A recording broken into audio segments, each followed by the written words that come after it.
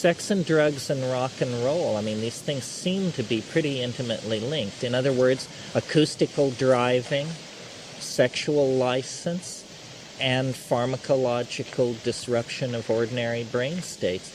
This is what religion was about for the first couple of million years.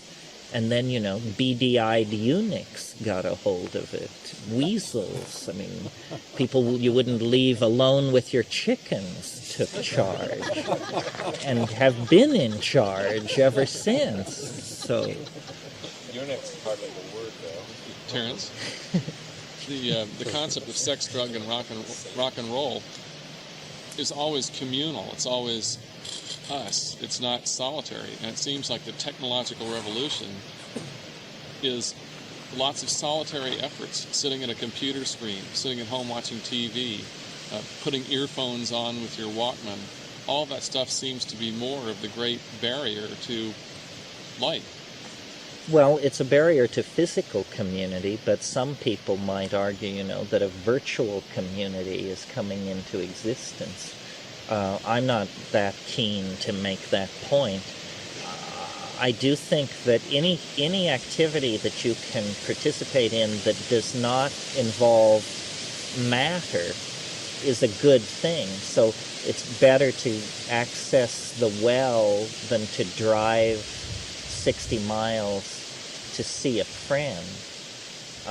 But I'm not an enthusiast of teledildonics and some of the more exotic technological sexual schemes that have been cooked up.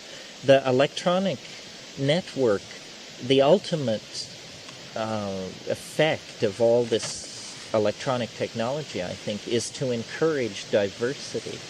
I think that, this is a favorite beef of mine, but I think it profits people to go back and read Marshall McLuhan. That McLuhan was never assimilated. He was simply dismissed.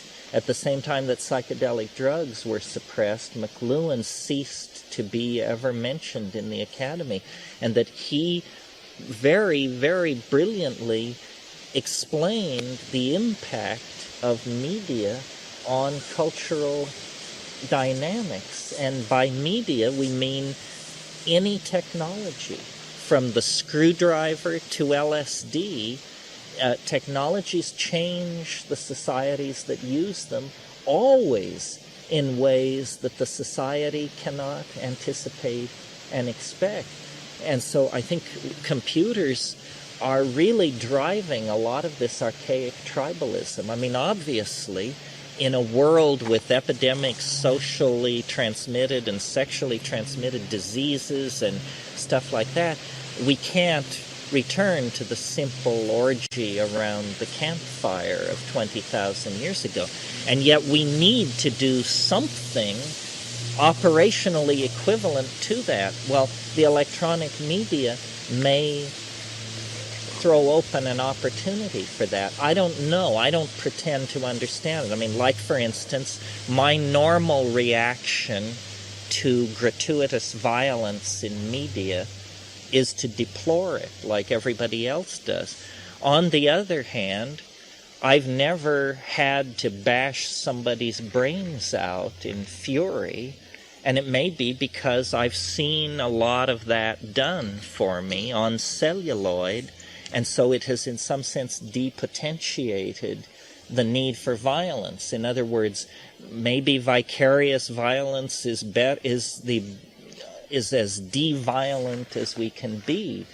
Primatologists talk about, this goes back to the sexual thing again, chimpanzees that never witness other chimpanzees having sex never get it together. They masturbate their way through life. Male chimpanzees that have never seen the sex act can't get it together. Well, so then what do? We inveigh against pornography, stigmatize it, and it has to be hidden away. And yet, probably the consequence of so much soft-core and harder-core pornography on cable television is probably a measurable increase in the amount of pleasure and non-neurotic sex that people are having because they finally saw what was permitted, or got an idea of what was permitted, and they said, my God, you can do that, and you can do that, and you can do that. Well, let's get to it. On the other hand, it may be like violence. If people see so much of it and it looks so good there, they may feel like they don't have to do it as much, or gee, when I do it, it's not as good, I'll just watch it. Well, like I say, I don't feel strongly about these things. I think they're interesting questions. How media affects us and what's good and what's bad. Everything is very double-edged, I mean, take a concept like free trade. Sounds good. Free trade is a license for cultural murder and genocide. Free trade means I can sell crap anywhere. It means, farewell rug makers of Tajikistan, pottery makers of the upper Amazon. Crapola is headed your way and don't try to stop it. Everything you can't figure out, until you figure out what goals you're trying to maximize, you don't know whether you want more violence in the movies or less violence in the movies or more sex on cable TV or less or what you're trying to do.